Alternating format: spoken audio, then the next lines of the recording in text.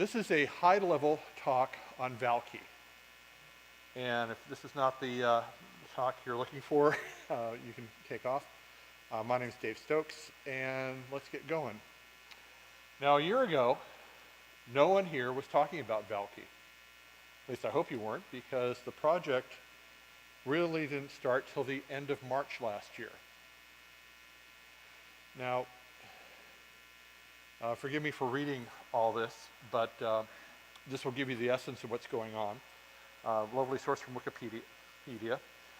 VALKEY is an open source in-memory storage used as a distributed in-memory key value database. It's also used as a cache. It's used as a message broker. It has optional durability. I'll go into that a little bit later. By its design, it offers low latency, reads and writes, makes it suitable for what require as a cache. It is the successor to Redis, which is the most popular NoSQL database and one of the most popular databases overall. And one of the interesting things about VALKEY is that it literally came out of nowhere a year ago when Redis decided that they were going to use the SSPL. Now, there's other talks around here that will talk about the SSPL. There's even a website called The SSPL is Bad that was mentioned in some of the Postgres talks yesterday. The SSPL, on Redis's half, is a way for them to see as getting more money. For the folks who were Redis customers or users, it was seen as an extortion attempt.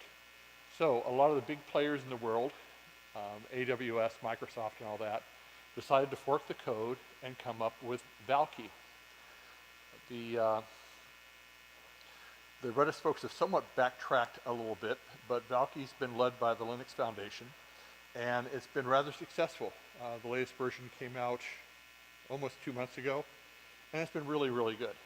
Oops, before I forget, folks are all going to have to smile. I promised my wife a selfie.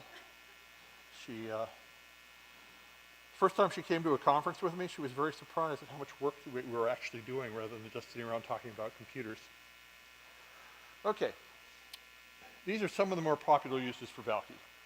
Now, there are other ways to do this, but the ones you're going to mainly see is a fast in-memory, low-latency database.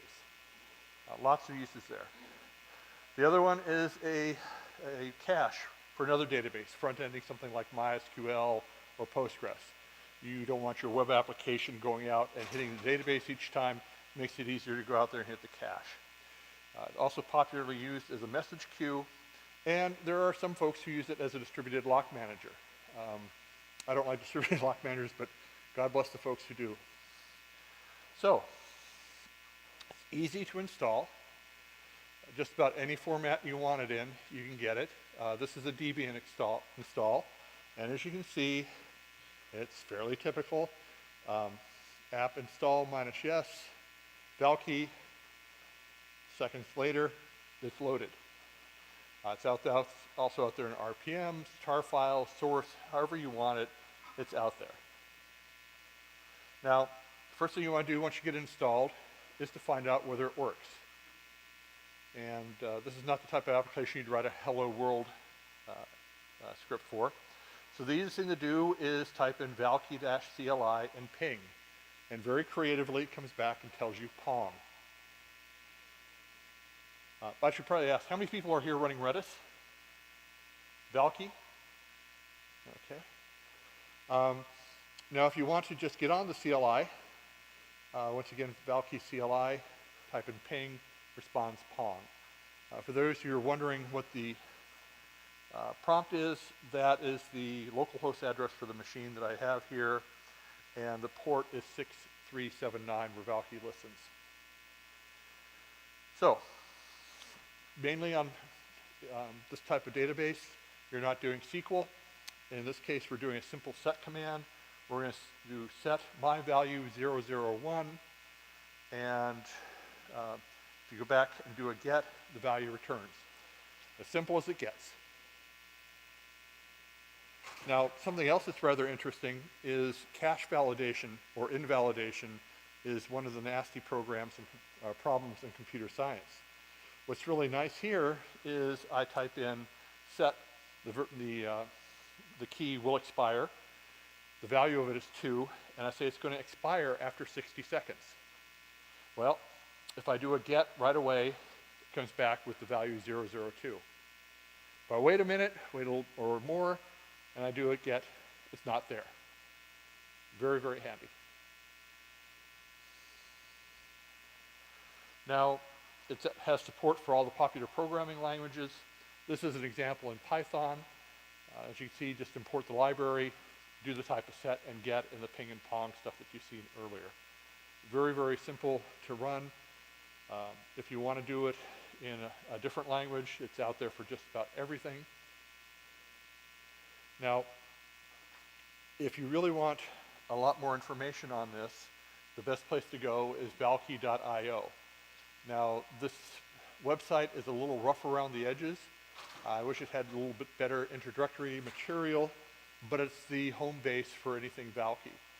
So if you want to find out what the latest releases are, you're looking for getting started guides, you're looking at how to cluster, the material's out there. It's not as polished as it should be, but it's a good place to go.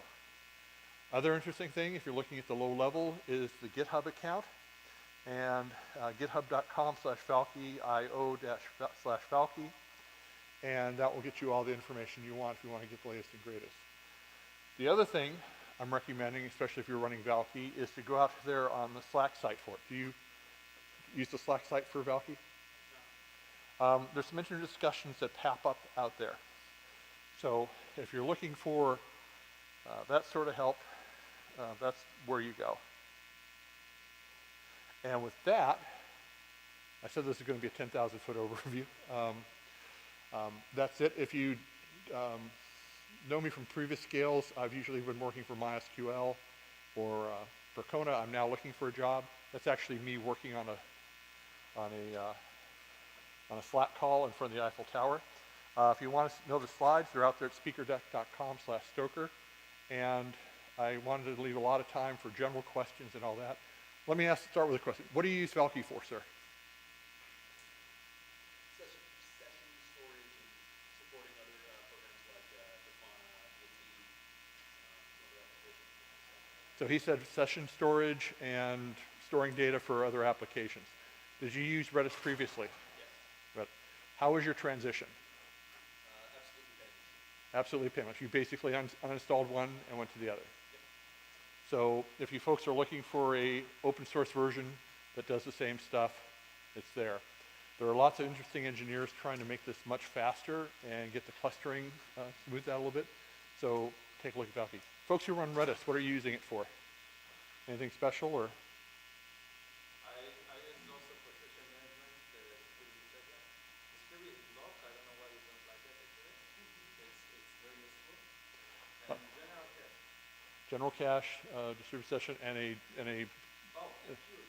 queues and locks. Queues, very.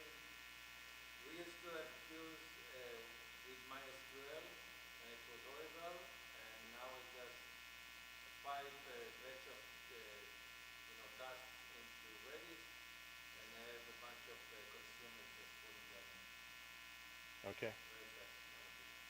Many years ago, the hot cache product for MySQL, something called memcached, which is still heavily used.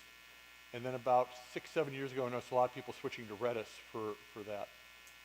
It's a very handy tool. If you're trying to cut down your access to the database, please use a cache like this. In Postgres, if you have a healthy system, materialized views help, but not as fast as a cache. The reason I don't like using something like this for distributed lock manager is that it gets tricky to make sure the timing is right and that everyone's playing by the rules.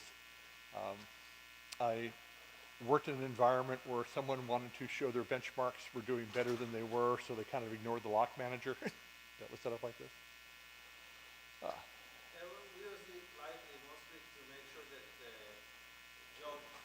same job doesn't run at the same time for multiple instances. Cool.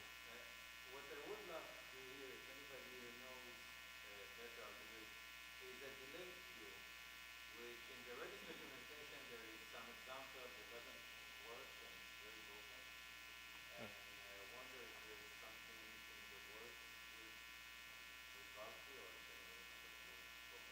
I don't know if there's any work on delayed, like set up a bunch of batch inserts for a database and then have them kick off on cron or something like that. Or, Right, so in a regular queue, you just push things into the queue and then you pull them one after the other. yeah. In delayed queue, you also have a timestamp, and then the queue will not return those tasks until the time is reached. So it's good for scheduling, distributed scheduling. Yeah. I don't know about using VALKEY for that, but it seems like it should be able to get done. I knew there used to be a PG cron extension that could be used for sort of that. We're not, unfortunately, as much as I love Postgres, and I think it's the best database ever, we're not using that anymore. I need to ask, what are you using? MySQL mostly, Redshift, Redis, Okay. Okay. Do we have any other VALKEY questions or comments or concerns? Or if you're using Redis, are you planning to move over sometime soon? Or yes, sir.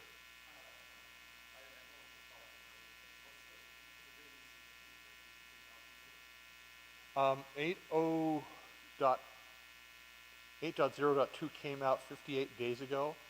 I know there's a new one that's in the works. I don't know when it's going to drop. I don't monitor their webpage every day for what they're doing. There was a meeting at the Open Source Summit in Austria last fall where they got all the big players together to talk about the improvements. And the one thing they really, really want is speed above all else. The trick to having a cache is you want it as blazingly fast as you can. And the various players, the AWSs, the Microsofts and all that, are really aware of that and they're spending money on it.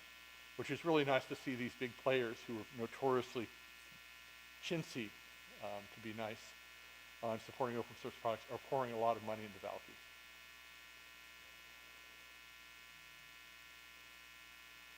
Anyone else have a question, comment? Well, if that's it, let me give you back a little bit of time. And I want to thank you for coming out. If you have any questions, I'll be around for a little bit.